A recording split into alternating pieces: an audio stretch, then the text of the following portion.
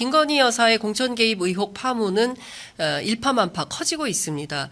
이 가운데 중앙선거관리위원회에서 또 한 번 황당한 해석을 내놔서 정말 국민들의 공분을 자아내고 있는 상황인데요.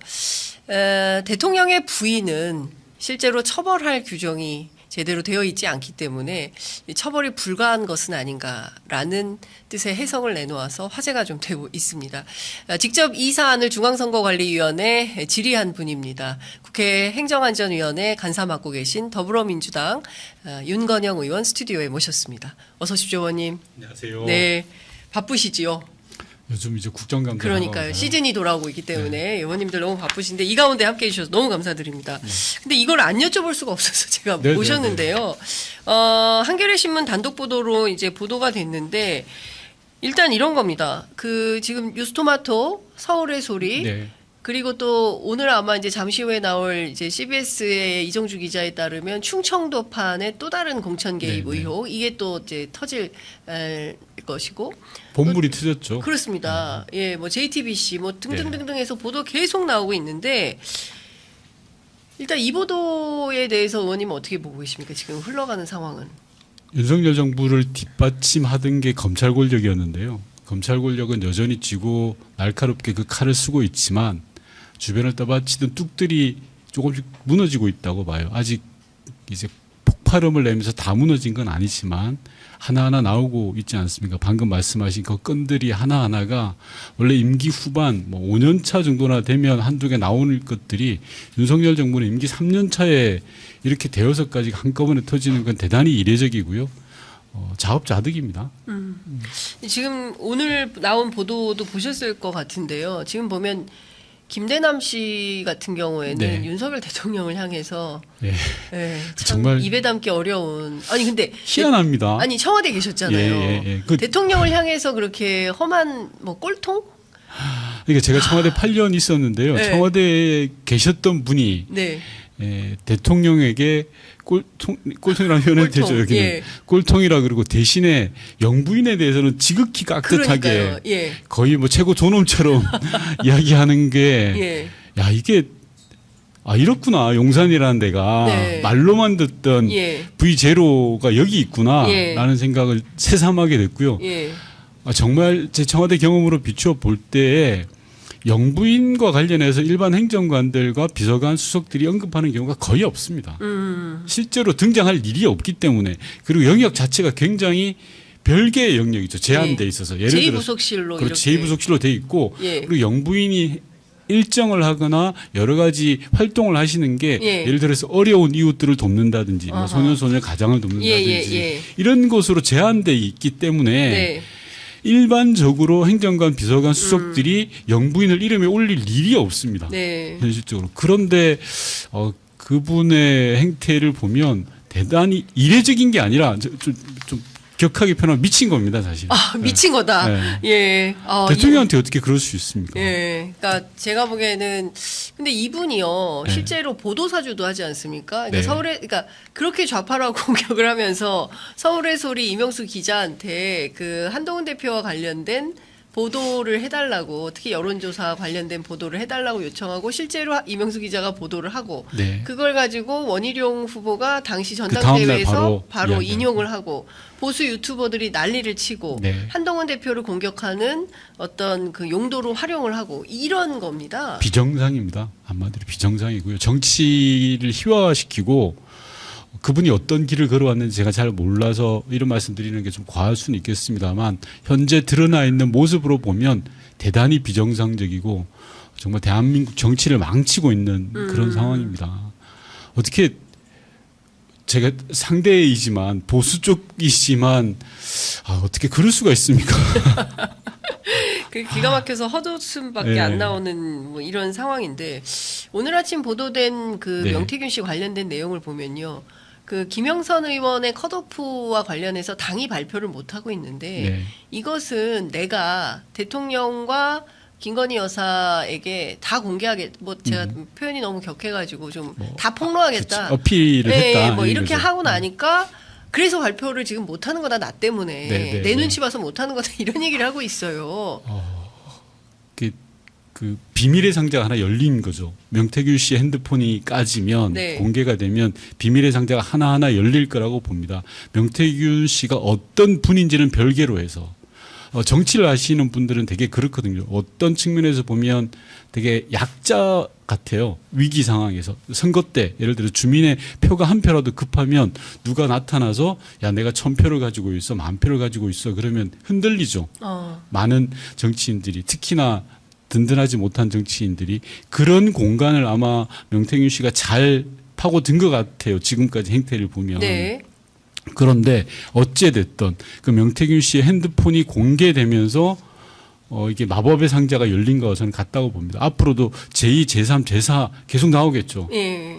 오늘 기사만 보더라도 저는 유익 있게 봤던 게 김건희 여사가 봉하마을을 갈 때 네. 같은 기차를 타고 가면서 명태균 씨가 했다라는 거잖아요. 예. 그것도 정말 상식 밖의 일이거든요. 있을 수 없습니까? 있을 수 없죠. 기차 안에 민간인 탑승. 동석을 시켰다는 거잖아요. 근데 쉽게 말하면. 1호기에도 민간인이 탔었죠. 그러니까요. 예. 1호기에 대통령 1호기 해외 순방 갈 때 순방. 1호기에 민간인을 태웠는데 그 버릇을 아직도 못 버린 거 아니에요.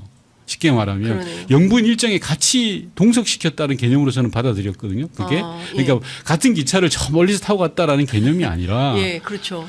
그거는 이게 경호 차원에서도 말이 안 되죠. 예. 그리고 왜 민간인이 그거 그렇게 합니까? 예. 그거는 공적인 영역과 사적인 영역에 대한 구분이 전혀 안 되는 거죠. 예. 심지어 지금 그러니까 의원님께서 일정 말씀하셨으니까 제가 그것도 말씀을 좀 드리겠는데 그 앙코르와트 방문과 관련해서도 뭐 상당한 얘기를 해요.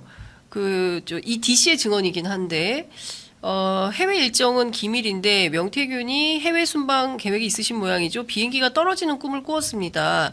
이런 내용을 보냈고 그리고 나서 선생님 그걸 어떻게 하셨습니까? 뭐 하여간 이런 내용을 들여다 보면 그래서 상당히 긴밀하게 소통하고 있었다. 그렇죠. 예, 해외 순방 날짜도 명태균 씨가 뭐 알고 그렇죠. 알려준 건가? 네. 뭐 이런 생각이 네. 드는 겁니다. 어떻게 그런 분들에게 의지를 하고 소통하고 하는 저는 잘 이해가 안 됩니다. 기본적으로. 그러니까요. 자, 지금 그 내용을 종합을 해보면, 그러나 이제 정부 여당에서는 일단 대통령실에서는 뭐 아무런 반응이 없는 상황이고요. 그리고 여당에서는 지금 뭐 명태균 개인의 주장인 건데, 그걸 가지고 마치 무슨 큰 일이나 있는 것처럼 호들갑을 저는 떠느냐. 여당의 그런 모습이 정말 무책임하다고 봐요. 정상적인 여당이라면 여지까지 한국 정치, 대한민국 정치 70년사의 진보든 보수든 여당의 책임 있는 여당이라면 지금쯤이면 목소리가 나와야 돼요. 야, 이건 아닌 것 같습니다. 빨리 용산 대통령실이 나서서 수습하셔야 됩니다. 수습의 경로는 이런 것이 있습니다. 라고 이야기해야죠. 그런데 명태균 씨 그 개인의 문제야. 라고 했던 게 지금 켜켜이 쌓인 거 아닙니까? 김건희 여사와 관련된 문제만 보더라도 양평 고속도로 나왔을 때 뭐라 그랬습니까? 야, 이거 문제 없어. 이거 다 진보가 만드는 가짜 뉴스야. 주가 조작 나왔을 때 뭐라 그랬습니까? 대통령까지 나서서 이거는 피해자야. 우리는 돈을 잃었던 사람, 손해 본 사람이야. 하나하나 묵혀왔던 거잖아요. 이제 터진 거예요, 본물이. 그래서 정부 여당의 그런 모습들이 오히려 윤석열 대통령과 국민의힘의 발목을 잡고 있어요. 지금이라도 빨리 저는 태세 전환을 해야 된다고 봅니다. 마음 한켠으로 국민의힘 지도부는 되게 불안할 거예요. 네. 지금 8표가 혹시나 이가 넘어가지 않을까? 그리고 다음번 민주당이 계속 선거법을 낼 텐데 네. 언젠가는 무너질 텐데 언제 탈출해야 되지 우린 도대체? 그 생각 속으로 다 하고 있을걸요. 국민의힘 의원들이. 예.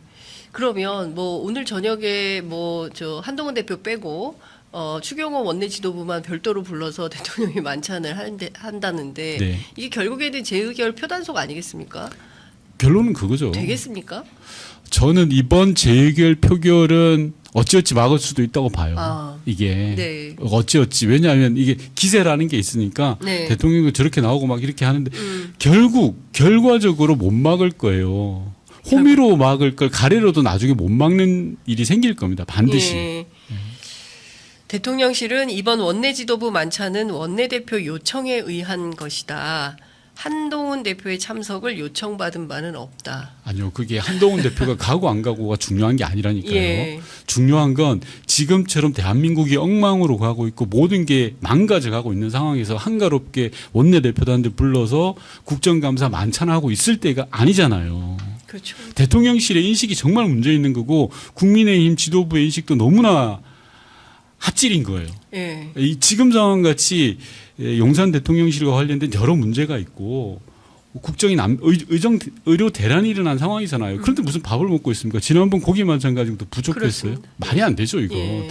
지금은 만나서 건배하고 모양 잡을 때가 아니라 예. 서로 치열하게 토론해서 대안을 내야 돼요. 그게 책임 있는 정부 여당이죠. 그 김대남 씨의 녹취록을 들어보면 뭐 말을 듣나 그 무능하고 대통령은 무능하고 그리고 말은 많고 그리고 아랫 사람들이 말할 수 있는 분위기도 아니고 그러니까 뭐 대충 뭐 본인도 한 자리 어디 뭐 공공기관장 뭐 가면 되는 거지 전부 이런 생각들 그러니까 고스란히 대통령실의 지금 분위기가 어떤지가 다 네. 보도되는 것 같습니다. 김대남 씨가 그렇게 이야기하는 것부터가 이미 탈출하는 거예요. 이미 예, 예. 대통령과 선을 걷는 거잖아요. 대통령이 고지식하고 고집쟁이야. 그리고 말을 안 들어. 아집을 피우고 있어. 우리는 이야기를 해봤는데 안 돼. 그러니까 우리 나가는 거야. 얼마나 무책임합니까? 그러려면 정권을 왜 잡았어요? 국민의힘 사람들이 정권을 왜 잡았어요? 대선 때 자기네들이 한 말이 있잖아요. 윤석열 정부를 만들어서 대한민국을 이렇게 저렇게 만들어 가겠다고 하셨잖아요. 책임을 지셔야죠. 저는 추경호 원내대표를 비롯해서 오늘 만찬에 가서 만찬에 가시는 분들 중에 누구 한 명이 윤석열 대통령한테 당당하게 문제제기할 수 있을까요? 한 명도 안 할 것 같아요. 그렇겠죠. 그게 문제라는 거죠. 예. 그러니까 계속 지지율은 하락할 수밖에 없는 것이고요. 민심은 떠나갈 수밖에 없는데 그게 문제라고 생각 자체를 안 하니까 저는 그게 더 큰 문제다. 이런 생각을 좀 합니다.